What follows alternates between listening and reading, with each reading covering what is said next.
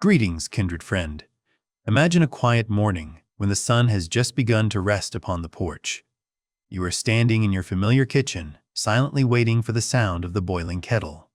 You look out the window, watching the old tree in the garden that you have seen for decades. In that moment of stillness, a gentle thought flits by. This body seems to have begun to need more care and tenderness than before. Your steps are no longer agile, and your sleep is sometimes no longer deep. The world outside often rushes to the conclusion that aging is a decline, a sign of weakness. But dear friend, understand a liberating truth at this very moment. Aging is not a mistake. It is endurance. Every wrinkle, every ache, is a medal of a soul that has bravely walked through storms to reach wisdom. In today's journey, I want to offer you 7 gentle habits from Buddhist wisdom to help you care for yourself and age with the utmost dignity and serenity. Listen with me.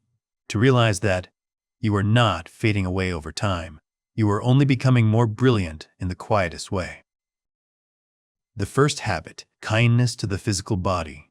We often enter the twilight years with a sense of being betrayed.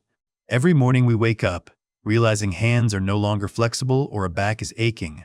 Our minds immediately give rise to harsh judgments. There is something wrong with my body. Why is it so weak? We regard pain as an enemy that must be destroyed. But dear friend, in Buddhist wisdom, this body is not a broken machine. It is the very first foundation of awakening. Those signals of pain are not betrayal, but the body's way of silently conversing with you.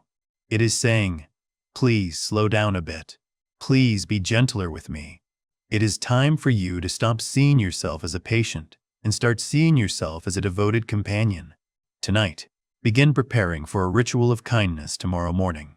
The moment you wake up, instead of rushing out of bed to start the day's tasks, I invite you to linger in the stillness of the warm blankets. Spend a minute feeling the rhythm of the breath rising and falling in your chest. Inhale tolerance and exhale gratitude for the legs that have carried you for over half a century. Perform gentle stretching movements, feeling each muscle fiber being awakened by love rather than by pressure. When your feet touch the cold floor, let your mindfulness be placed entirely there. Sit down slowly, take a deep breath, and whisper a powerful phrase that completely changes your lens on old age. This body is not a burden. The body becomes a teacher. When you view pain as guidance, you will see self-consciousness give way to respect. You are no longer trying to fix a mistake, but you are learning to cherish a sacred temple that has excellently completed its persistent mission.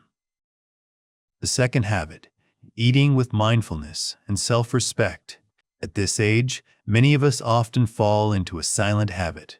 We eat hurriedly, eating in unconsciousness, while the mind is preoccupied with the television screen, or sometimes, because we are alone, we choose to eat haphazardly at the kitchen counter. We treat a meal as a task to be settled, rather than a moment to appreciate life.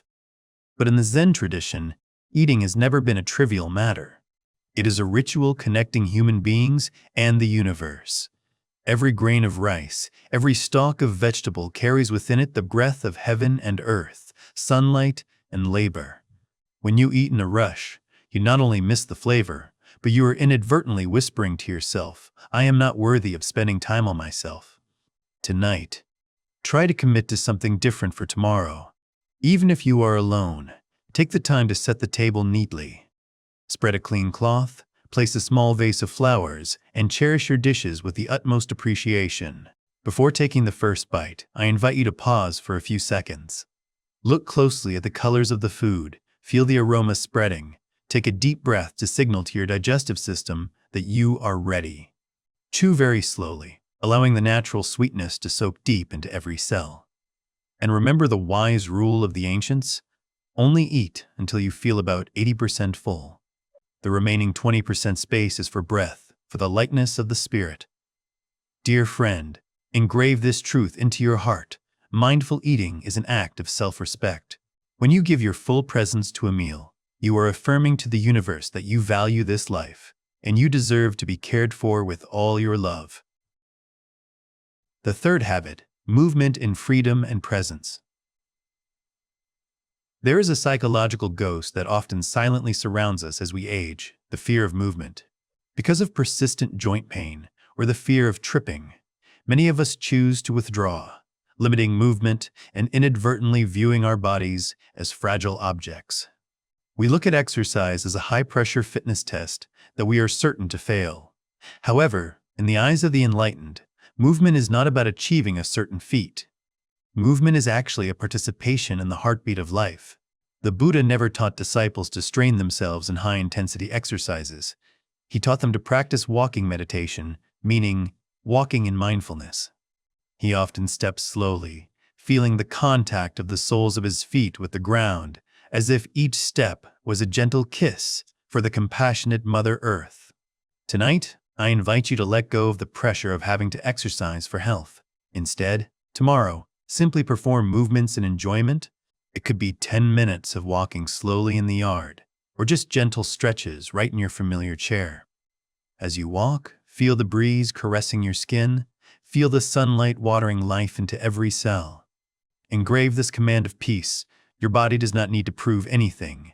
It only needs you to allow it to walk with life. The body does not need to prove anything. When you discard the goal of perfection, movement will no longer be a burden, but becomes a dance of freedom, where every stretch is a warm greeting to the new day. The fourth habit, nourishing the freshness of the mind. There is a silent misconception that often surrounds us after leaving work, believing that learning and discovery are only for the young, and in old age, our minds should only be an old library full of memories. We inadvertently let ourselves fall into the stillness of stagnation, where thoughts begin to repeat and curiosity gradually dies out. But in Buddhist wisdom, there is a beautiful concept called beginner's mind, a state of soul that is always open, without prejudice, ready to receive the world as if seeing it for the first time. The wisdom of old age does not lie in knowing all the answers, but in never stopping to ask questions. Tonight, allow yourself to be curious again. When you wake up tomorrow, try reading a few pages of a new book, learn about a topic you never knew, or simply talk to a young person about their world with sincere listening. Every time you learn something new, even something as small as solving a crossword or caring for a strange plant, you are blowing a fresh breeze into the folds of your brain. Understand this truth. A curious mind does not grow old. When you keep the flow of thought moving, you not only preserve the clarity of perception, but you are allowing your soul to be rejuvenated from within. Let your mind continue to be a flowing river, clear and full of vitality, instead of a silent lake. The fifth habit, purifying and caring for the emotional heart. Dear friend, the journey of 60 or 70 years of life does not only leave marks on the skin, but it also accumulates a layer of invisible luggage in your heart. It is the pain of bidding farewell to loved ones, the regret of words not yet spoken, or old angers from a distant past. In Buddhist psychology, these suppressed emotions do not disappear.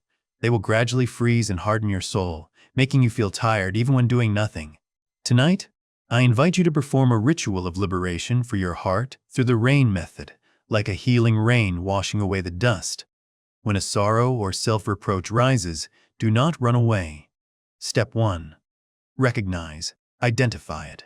Whisper, "Ah, I am feeling lonely," or "I am feeling regret." Step 2.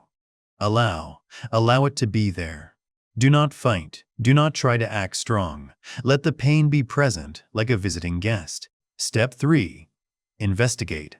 Observe it with curiosity. Where do you feel this pain? In the chest that is tightening, or in the throat that is choking? And step 4. Nurture. Comfort yourself. Place your hand on your heart and send into it the tolerance of a mother for a hurting child. Engrave the teaching of the Blessed One. Holding anger is like holding a hot coal with the intent of throwing it at someone else, but you are the first one to get burned. You do not need to carry those hot coals into sleep. Learn to let go so they fall onto the compassionate ground. When you allow yourself to cry, to hurt, and then to be healed, you will see your heart become light and vast like the sky after a summer rain. The sixth habit, sacred rest. At this age, sleep sometimes becomes a difficult friend. Long nights spent tossing and turning, looking at the ceiling, as your mind struggles to solve life's unanswered problems, anxiety seems to grow in the darkness. You strive to find every way to sleep, but the harder you try, the further sleep drifts away. But dear friend, in the eyes of the enlightened, sleep is actually a sweet surrender. It is the moment you dare to let go completely of the control over your life, to trust in the flow of the universe. Sleeping well is not an achievement, but the result of complete letting go. Tonight, I invite you to perform a small ritual to clear the soul before bed. When the sun sets, proactively lower the lights in the room.